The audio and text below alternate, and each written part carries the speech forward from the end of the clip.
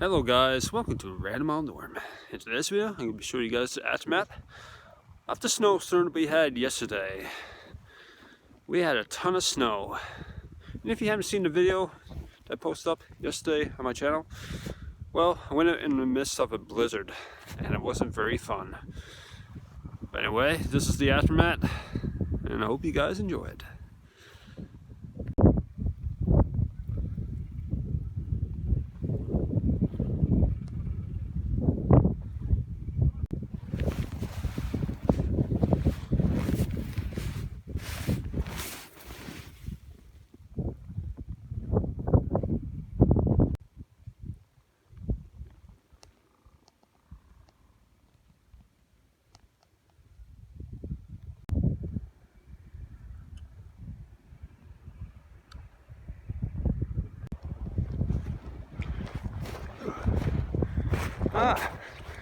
Well guys, looks like Nick's here in the Roxor. And he just crashed through a snowbank.